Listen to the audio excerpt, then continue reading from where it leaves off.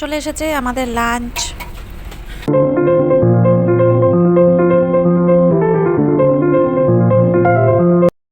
Hello everyone, good morning সবাইকে। আজকে Sunday, তো এখন ঘড়িতে 7:30 মতো বাজে, আর এখন আমি রেডি হয়ে নিয়েছি।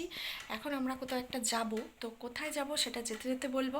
তো চলুন, এখন গাড়ি চলে আসবে, তো এখন চলুন বেশি সময় নষ্ট না করে বেরিয়ে পড়ি।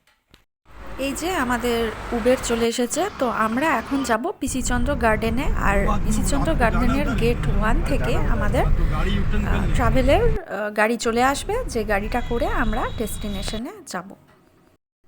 এই যে বলতে বলতে পিসিচন্দ্র গার্ডেনের গেট 1-এ চলে এসেছি। আমরা এখানে ওয়েট করছি। আমরা আছি 3 জনে এখন, আরেকজন ননদ পরে এসে জয়েন করবে।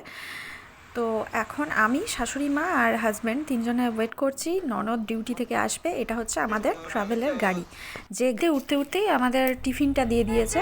তো টিফিনটায় এরকম একটা করে প্যাকেজিং ছিল, যে প্যাকেটের মধ্যে একটা স্যান্ডউইচ, একটা সিঙ্গারা আর একটা লাড্ডু ছিল।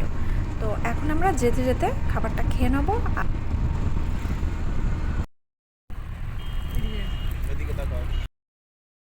তো গুড মর্নিং এভরিওয়ান। তো আমরা সকাল 7:30টায় বেরিয়েছি, আর এখন এই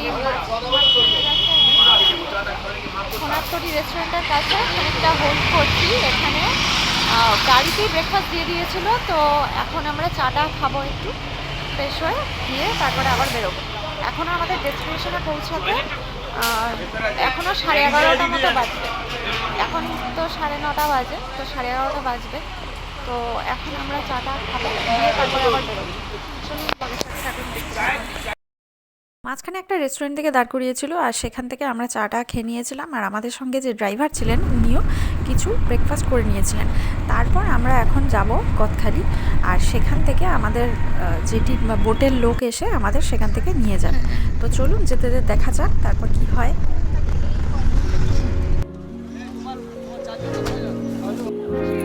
এই তো আমরা এখন গদখালি পৌঁছে গেছি, আর গদখালি থেকে আমাদের বোটের দিকে নিয়ে যাচ্ছেন। আর সেটা নিয়ে যাওয়ার জন্য একজন এসেছেন, তো সেই লোক আমাদের নিয়ে যাচ্ছেন। আর আমরা সমস্ত লাগেজ নিয়ে কোন বোটে উঠবো সেই দিকে এগিয়ে যাচ্ছি। এটা হচ্ছে গদখালি রোডো জেটিঘাট, যেখান থেকে আমরা এখন সুন্দরবনের দিকে এগিয়ে যাব। চলে এসেছি, এবার জাস্ট নৌকায় উঠে যাবো, তো সেই জন্য তো এখন ওয়েট করছি আমরা।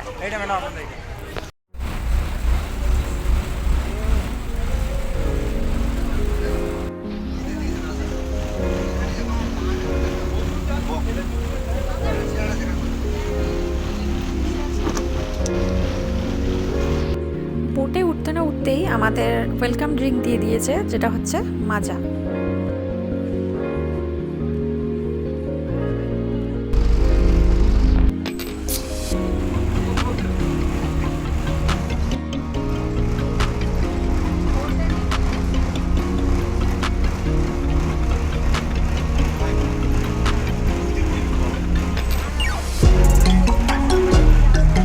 আমরা এখন গোসাবায় চলে এসেছি, আর গোসাবায় প্রথম ট্যুরিস্ট স্পট যেটা, সেটা হচ্ছে বেকন বাংলো, যেখানে 1932 সালে কবিগুরু রবীন্দ্রনাথ ঠাকুর এই বাংলোতে এসে কয়েকদিনের জন্য থেকেছিলেন। সেই জন্য এটা একটা পর্যটকদের স্থান, মানে দর্শনীয় স্থান হয়ে উঠেছে। খুব সুন্দর করে সাজিয়ে গুছিয়ে এটা রেখেছে, আর চারিদিকে রবীন্দ্রসঙ্গীত বাজছে। এর বাংলোর ভিতরে যদিও কিছু নেই, কিছুটি মেরে কিছুই পাওয়া যাবে না, তবে বাইরের ব্যালকনিটা খুবই সুন্দর। আর বাইরে যে অসাধারণ বাগান তৈরি করেছে, বিভিন্ন রকম ক্যালেন্ডুলা, গাঁদা ফুল এইসব দিয়ে এত সুন্দর করে সাজানো, সবার দৃষ্টি আকর্ষণ করবে এগুলো। আর রবীন্দ্রসঙ্গীত তো রয়েছে। যারা ফটো, রিলস এসবগুলো ভালোবাসেন, তাদের জন্য এটা একটা খুব সুন্দর জায়গা। হ্যাঁ, এখানে ঢুকতে 10 টাকা করে মাথা পিছু টিকিট কাটতে হবে। হ্যাঁ,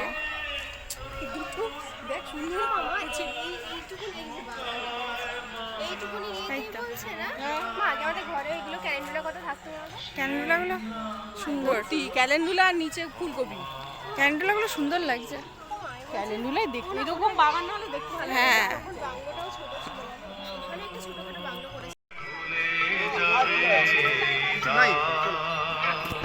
এখন আমরা চলে এসেছি হ্যামিল্টন সাহেবের বাংলোয়, যেখানে ঢুকতে কোনো টিকিট কাটতে লাগে না।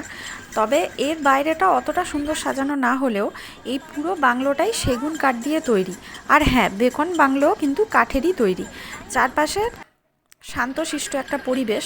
তো আমাদের বোটের গাইডার আমাদের সাথে গিয়েছিলেন, সমস্তটা ঘুরে তারপর আবার আমাদের সবাইকে বোটে তুলে নিয়ে এসেছিলেন।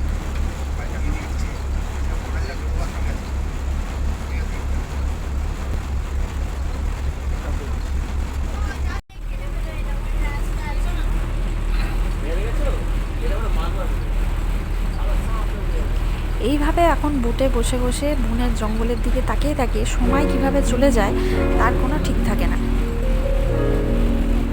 হ্যালো,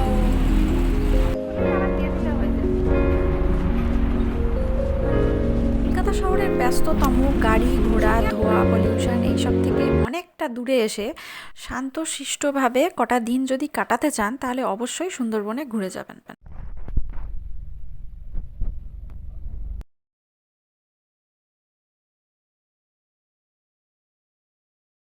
এইভাবে খানিকক্ষণ এগিয়ে যাওয়ার পর আমাদের লাঞ্চ চলে এসেছিল। লাঞ্চের মেনুতে ছিল গরম গরম ভাত, ডাল, আলু ফুলকপির তরকারি আর ঝুরি আলু ভাজা।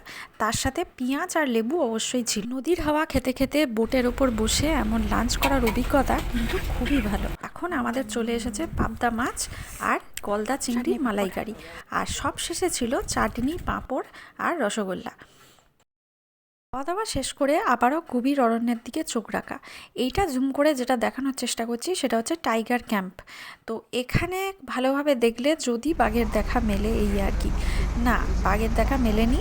তবে আরেকটা ট্যুরিস্ট স্পটে আমাদের নিয়ে যাওয়া হয়েছে, সেটা বোট থেকে নেমে অনেকটা হেঁটে হেঁটে সরু রাস্তা দিয়ে যেতে হয়েছে। দিয়ে এটা হচ্ছে লোকনাথ বাবার মন্দির।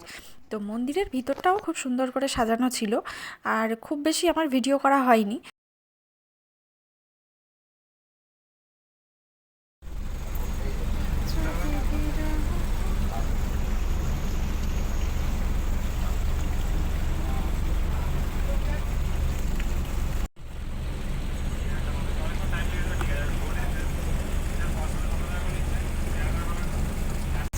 ওখানে মনে হয় কিছু একটা দেখতে পেয়েছিলাম, যার জন্য দেখাচ্ছিলাম। আমি জানি না এখন। আর এই যে দেখা যাচ্ছে চাষ করেছে, এটা হচ্ছে নেট দিয়ে ঘেরা, যেটা হচ্ছে বাঘের জঙ্গল। এখানে টোটালটাই নেট দিয়ে ঘেরা। তো এখানেও আশা করতে পারেন যদি বা বাঘ আসে।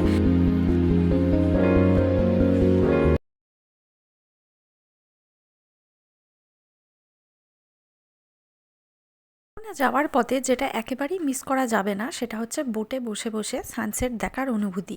অসাধারণ লাগবে, বিশ্বাস করুন। আর আমরা এখন এই সানসেট দেখতে দেখতে আমরা চলে যাচ্ছি হোটেলের দিকে। ফাঁকা বোট, পুরো ধুধু করছে। ফাঁকা বোটে আমরা বসে আছি, শুধু আমাদের ফ্যামিলি লোকের পার্সোনাল প্রাইভেট জেট, আমাদের প্রাইভেট বোট মানে পুরো বোটটা পুরো ফাঁকা। শুধু আমাদের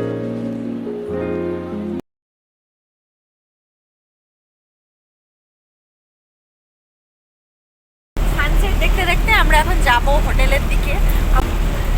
পুরো দুদু করছে, আমরা বাঘ দেখব, মানে এদিক ওদিক সব পুরো ফাঁকা। দেখুন, যদি মিথ্যা কথা বলি, থেকে উঠেই আমরা হচ্ছে বাঘ দেখতে পাবো। সেরকমই একটা ভাবনা চিন্তা নিয়ে যাচ্ছি, মানে বাঘ আমাদের সাথে মানে দেখা করতে আসবে। আশা করছি পজিটিভ ভাবলেই পজিটিভ হয়।